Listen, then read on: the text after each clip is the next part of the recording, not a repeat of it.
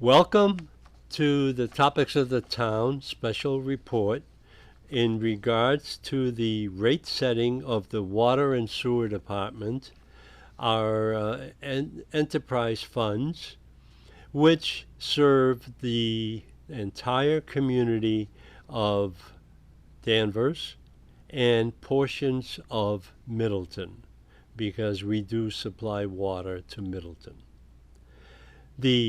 This segment, this is the second part, this is the rate setting segment, is more important than the business meeting that you may have just seen.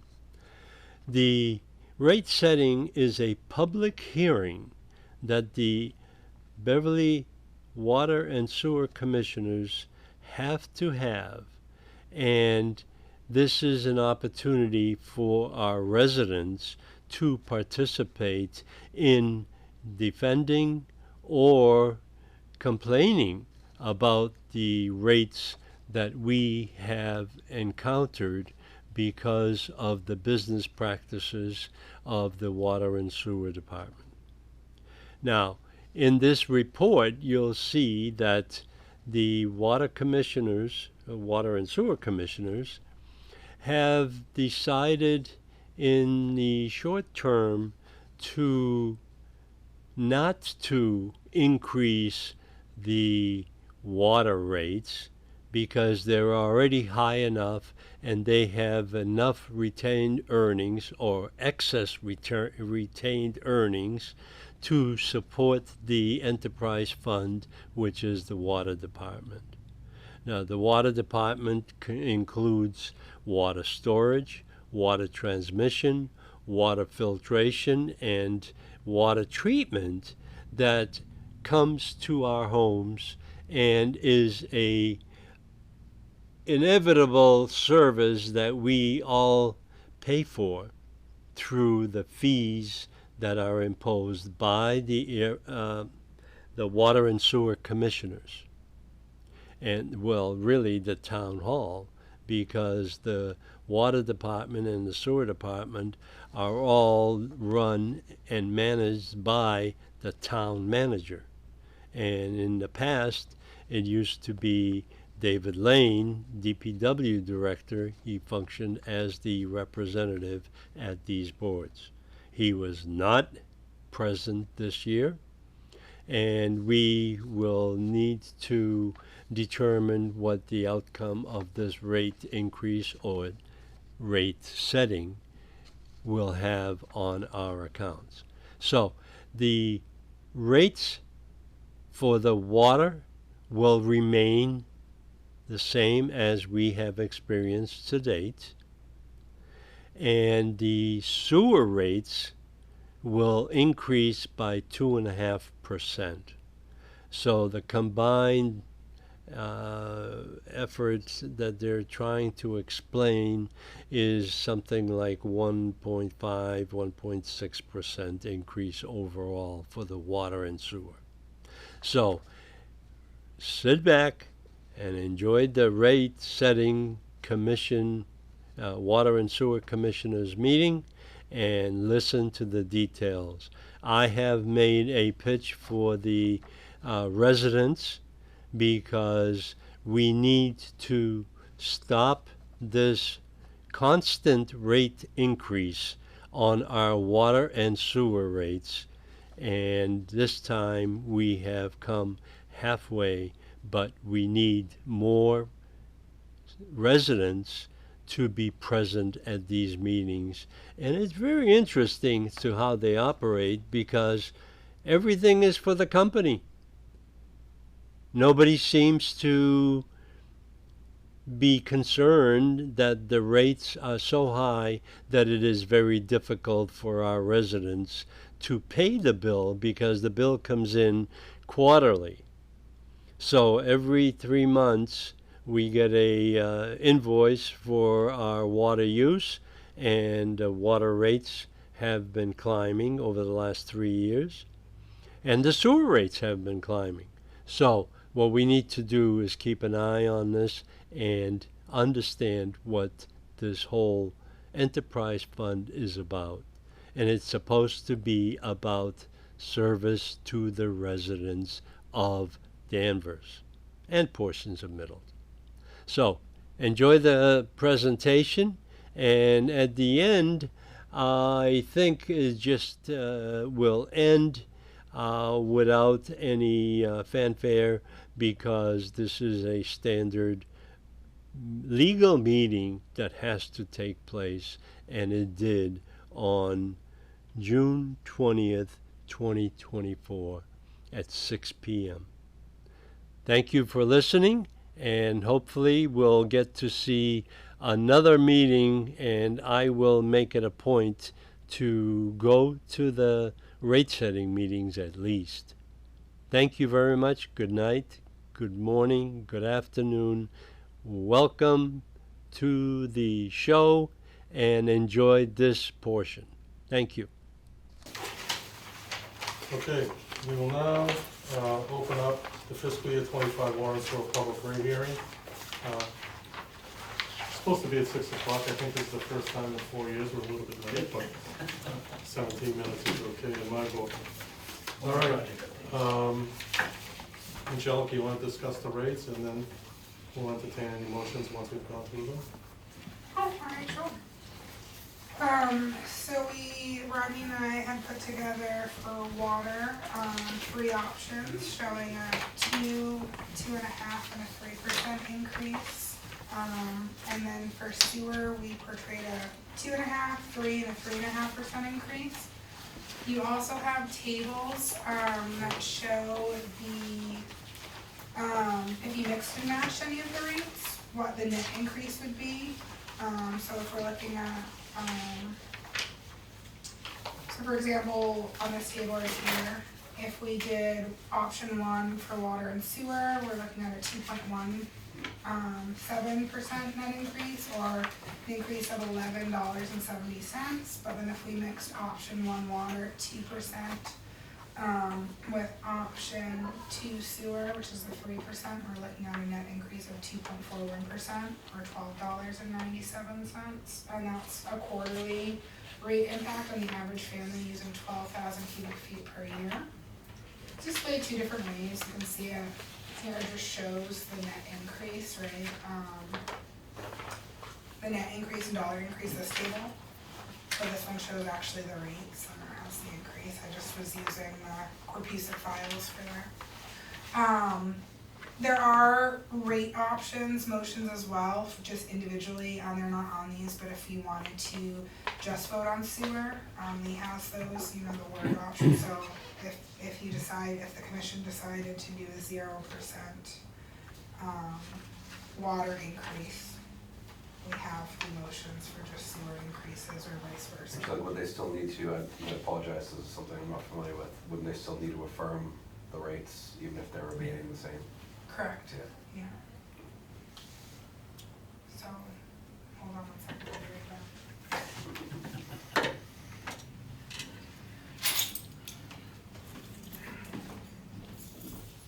Ronnie, maybe Ronnie can pick it up if you have any questions. Yeah, I mean, it's sort of like, Deja, we kind of walked through all this. Yeah. If you have any further questions.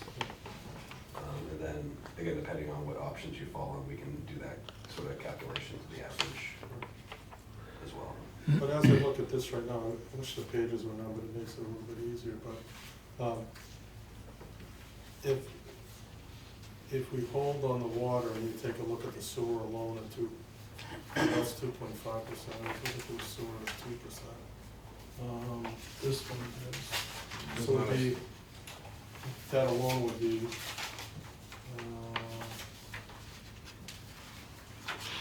the lowest option they have Yeah, is it's 2.5. Isn't it 2% for sewer, shown on the table? yeah, the lowest sewer rate they have is 2.5. Yeah, so that would be $6 a quarter, yeah, to the average family. That's what, is the 12,000 cubic feet per year, I don't know if this is an Angelica question, is that truly what the average residential family? It's not like an average of all the bills, it's a Yeah. little complicated, but that's an industry, I don't think that's unique to just Danvers, that's the industry term that they've been using long before I got here. for the average family. Average. I don't know if Steve or Rob have more on that, but that's sort of just. That's my understanding of it all. Yeah.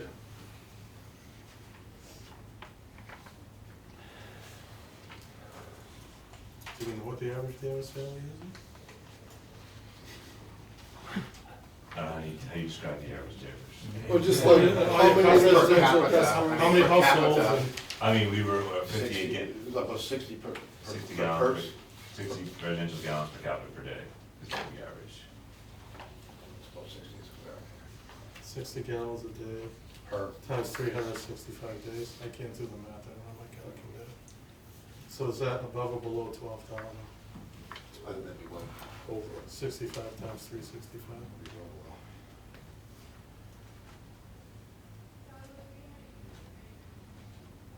So that'd be way too many, yes, that's 3,000.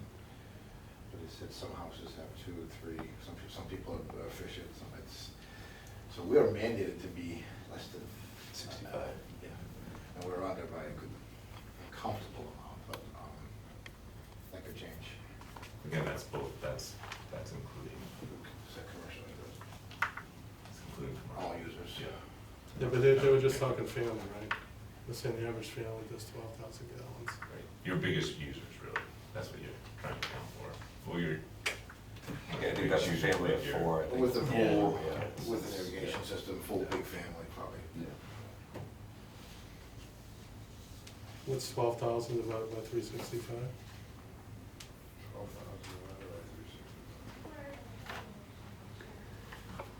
32.87. So I'm just trying to get to a real number, right? What does the town do? I get the modeling, Yeah. but I'm trying to understand. So what you're saying is the town is below 60? And the At model's 60. ba- It's right about 60. and the model's half of that. You said that was I think if the goal is to get an average specific Danvers based on usage, we can do that. I don't think us doing it on the fly is probably gonna get us the correct number.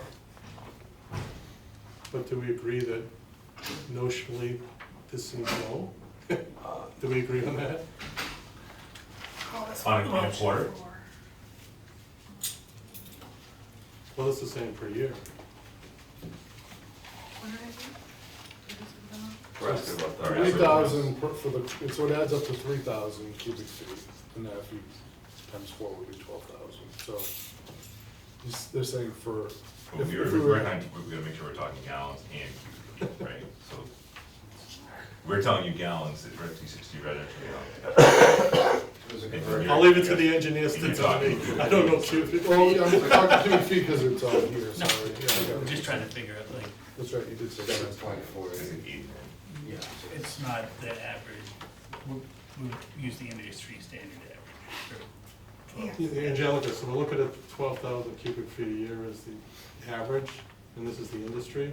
Yes. We were just trying to wonder, what does Danvers do? Oh, I can get those numbers for you, if you want the average, though, so Just well, the ballpark, average is what right is it? here, the average, so that the water sold, average residential, we're at 791,000 cubic feet, so that would be, Divided by 10,000 households? well, Is that including Middleton sales? probably, I could pull a stat So, report for you guys. Again, if we'd you have to want. we'd have to look at it to get an Yeah, accurate send us an number. email. Okay. Yeah. Cause that confused me when I first started here as well, cause we see that municipal light board, we use the 750 kilowatt hours for the average sales, and I think, Danvers is close to that, it's like 7 or so, but it's you wanna use the industry average so you can compare to other communities, they pick. Alright, hold on, I'll put that on. Yeah, the only thing that would be, that why it helps for this purpose is it helps us understand what the customer's actually gonna see for an increase. I know it's 2%, right, but still. And you want just Danvers? What you're saying, do you want just the Danvers?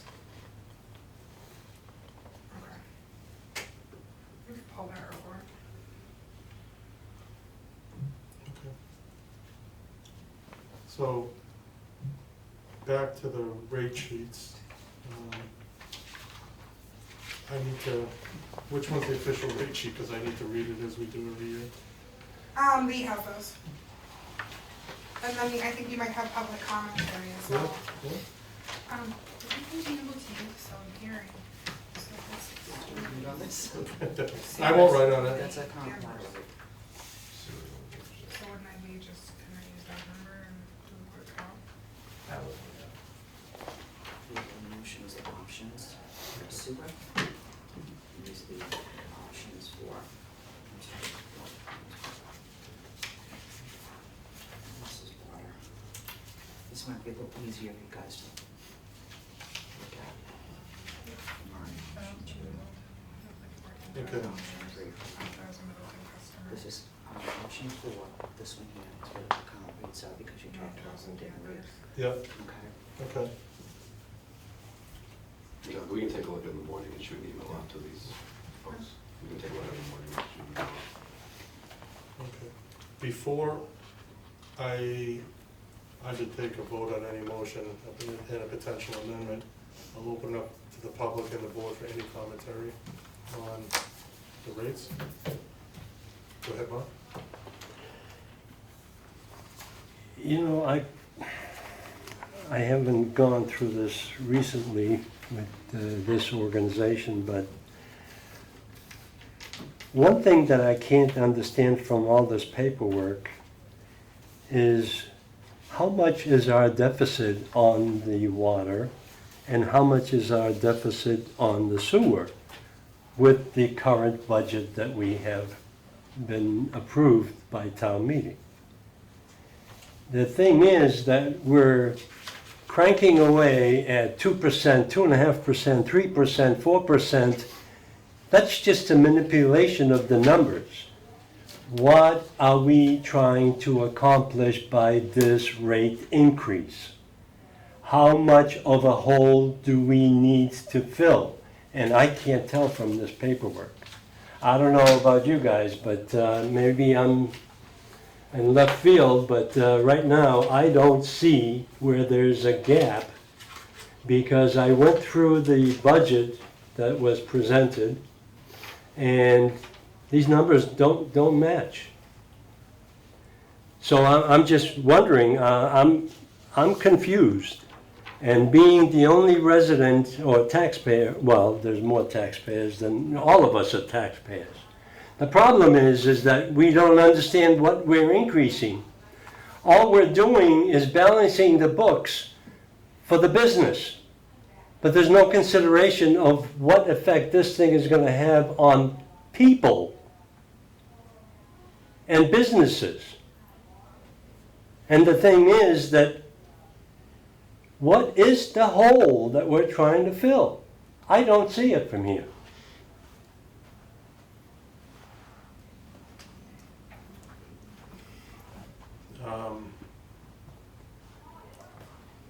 I'll leave it to the finance people in a moment to talk about the budget approach to this, but I think we know what the potential rate impacts are gonna be to the consumer, because we've calculated that out.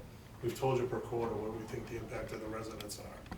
So I think, I don't think that's a true statement, Mark, that we don't know what we're doing to the citizens. That's not what I'm saying. What I'm saying is that we don't know what is the hole that we're trying to fill with this rate increase. And you just went through the water retained earnings. There are funds available that are not being used to fill that hole. And from this, I don't see what the holes are. Well, What is the deficit? And why are we filling something that we don't know the details on? if you recall, we had this conversation a couple of years ago when you brought this up. And as I said before, the town of Danvers is not a for-profit company, right? We're not here trying to drive up the stock price, we're not paying dividends. Any excesses that we have go right back to the town. And right now, what they've done, which I don't think is a bad idea, is to have that retained earnings balance there in case of emergency when we're dealing with a 100-year-old system. And also, you wouldn't want to be in the water business today. Right? Selling water is our revenue stream, and you've got constant attacks on conservation, and we can't do it, you can't do this. I mean, if the world were perfect, the water should be a free enterprise, but we're not, because we've got a lot of regulatory entities overseeing what we're doing. I would not wanna be in the water business, but we're providing a service to the town, by having a system that delivers good, clean water to them. Now, the money, yeah, it's a retained earnings account that's there. I think the strategy is good to have it there in case we need it. So much of it, but not 23% versus what the retained earnings that you're planning on having is 10%.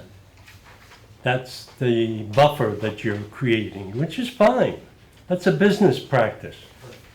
But the retained earnings that are above and beyond that buffer that you've created should be returned right back to the ratepayers, because that's where who's paying the bills. Mr. Chairman, I would only add that that's a similar argument that's been made, and 5 years ago, based on that philosophy of doing zeros, because this year we don't need it, is what led to a 15% increase in 2019, and that's what we're trying to avoid with these 5-year forecasts. Yeah. And I think that, I wouldn't wanna get in the business of wiping the retained earnings on us every year, because it took us a while to get to this amount. Right, this amount just didn't come here last year, and here we are. And I don't think the number's being mismanaged. Now, where does all this go to? I mean, I'm sure what you're probably driving to, Mark, is the effective tax rate on the citizens, right? I think there's a lot of other things in there that are a lot bigger than our minuscule retained earnings account that would drive that up. But I can only speak to what we're charged with managing and overseeing, and I think we've done a pretty good job of it. You had a question? You had a Yeah, comment go here? ahead. I'd just like to comment again, Bill Hayes, Chair of the Light Board. We've heard similar arguments from Mark. I don't know if you have an industry standard you're working to on your retained earnings. We actually had a study done, and we found that we were slightly below the recommendation of the industry standard, even though every month we would hear Mark say, return, give it back, give it back, give it back. We do have an over and under fund, I don't know if you do, where we budget, we set rates, and then based on how the costs come in for the electricity we buy and transmission, et cetera.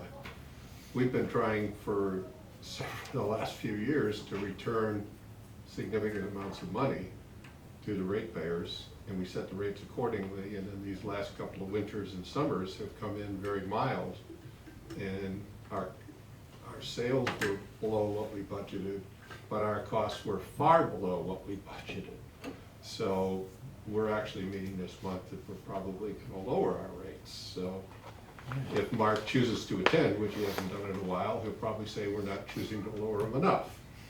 But we do hear that.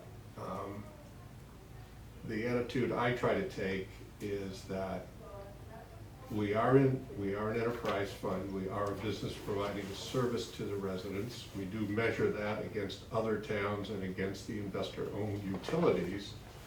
And we have near the bottom of the rates of several towns we measure in the area, and far below the investor-owned utilities. And yet we still do have sizable reserves, which are slightly below the industry standard. So we are reluctant to return more of that to the ratepayers, but we have been returning it to the ratepayers while still maintaining hefty cash surpluses, or cash on hand on surplus.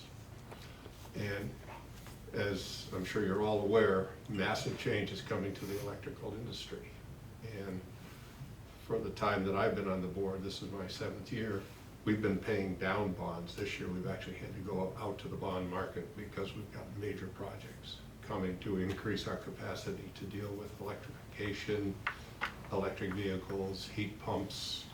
So we too take a conservative approach to our budgeting. We take a conservative approach to that cash on hand balance. And while we think we're still providing a very good service and very fair to the ratepayers. That's all I have to say. Thank you. Any further questions, Mark? Absolutely. I agree with Bill. We've gone through this many different ways. This is a different but the same situation. The problem is that this is an enterprise fund and it's supposed to support itself.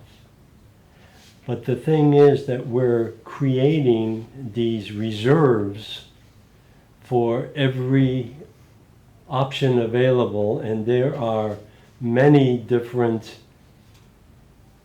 avenues for funds for the water and sewer from the municipal light board.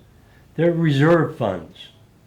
However, there's a limit to how far that can go, because people are digging deep in their pocket and they're paying the bill, and you haven't heard much resistance except when this trash thing is going to come in place and it's going to hit water and sewer bills. The problem is that you guys are doing exactly what you should be doing from the standpoint of business. However, you have to consider that this is a public enterprise. It's not a for-profit business where you can keep reserves. And the thing is, the more reserves you keep, the more reasons you create for spending the money later on. And the thing is, the residents deserve to be considered in this avenue of raising the rates. And I still haven't got an answer of how much of a gap are we trying to fill on either one of these enterprise funds, basically the water and then one for sewer. What is the deficit? Because all I'm seeing here is creative arithmetic of how to get more money from the residents in their rates. That's all I'm saying. We can take those. I think, I'll make one comment and then we'll move on. I think the trash fee has got nothing to do with water and sewer. It's appearing on the bill, but it's got nothing to do with us, and I think that's a misstatement by saying our phones are gonna ring and we've got nothing to do with the trash other than that's the vehicle by which the town is using to collect the money. We've got nothing to do with the trash. And I agree. All right, thank you. Okay.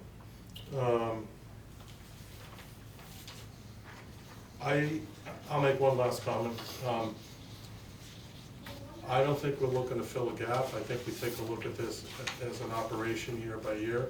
And if you take a look at, especially what I paid attention to the last couple of nights, is that understanding where the expenses were going with revenues potentially being flat. That's what caught my eye, and there's no predetermined notion that we need to make 500 grand or we need to put this amount of money into the retained earnings account. The only metric we have on the retained earnings is the town fiscal policy of having 10% there of our revenues. That's it. Now, it's running a little bit high as you see, but I can tell you that taking a look at what we've got coming, what would we use that account for? Any major water main break would come out of retained earnings. I'm looking at that truck next year. That potentially could be coming out of retained earnings. We're not using that money for anything but the running of the Water and Sewer Commission. There's no budget transfers. It's not going anywhere else. It's to make sure we've got a solid delivery of quality water to the consumer. That's it. And again, I'm not driving up stock price. I'm not paying dividends, etc. And that's the way we approach it. Okay? All All right, I'm gonna move along. We typically read the motions, but I think this year's a little bit different right now because we're entertaining a motion that I'll put on the table that our proposal for next year is to not increase the water rates and to increase the sewer rates by the 2.5%. Now, if we were to do that on the sewer side, where's my sheet here? I need the sewer rate. Oh, here it is. The motion would be, for the residential side, the first 20 cubic feet per quarter would be $8.22. 20 cubic feet to 24 cubic feet per quarter would be $8.56. And then greater than 24 HCF per quarter would be $10.28.5. I didn't know we carried it out to 3 times.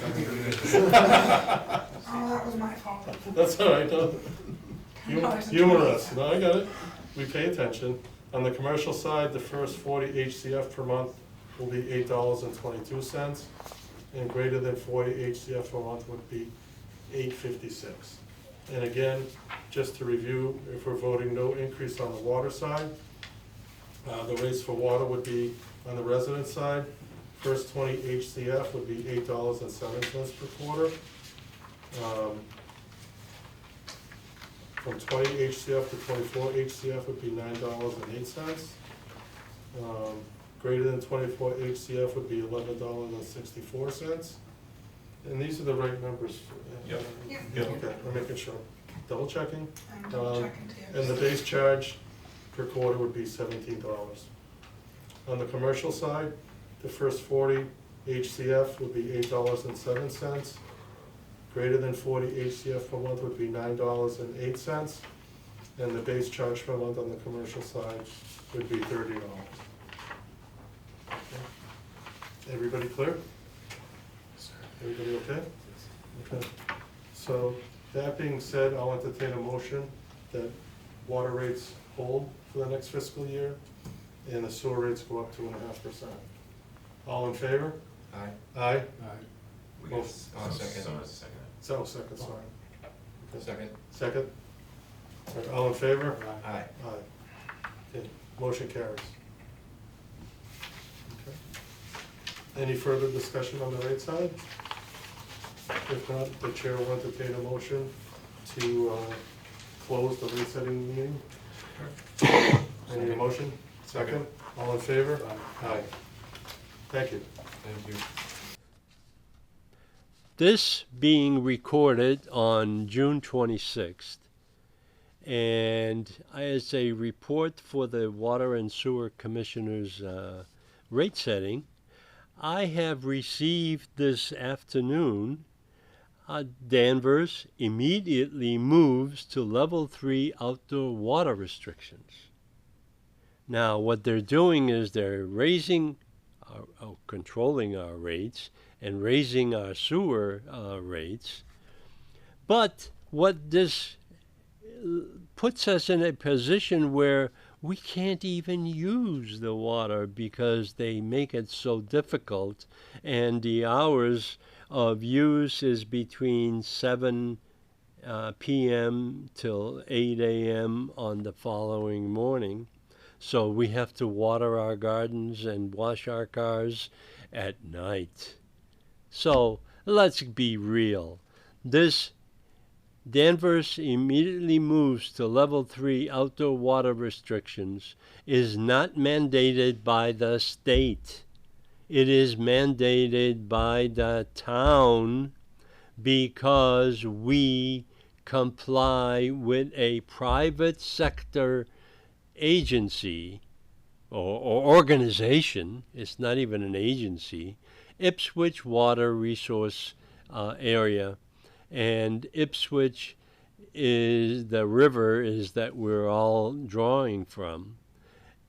And the thing is, this is not by the town, not by the state or the town, really, because we comply with Ipswich Water Watershed Association, which is a private sector organization that monitors and suggests to the participating cities and towns of how they should handle the withdrawal of water from our resource area, which is the Ipswich River.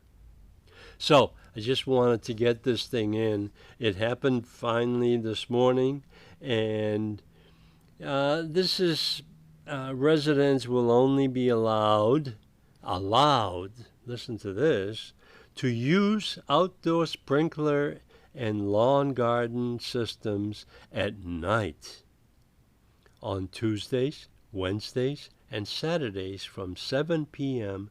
to 8 a.m. in the next day. There is no watering allowed the rest of the week.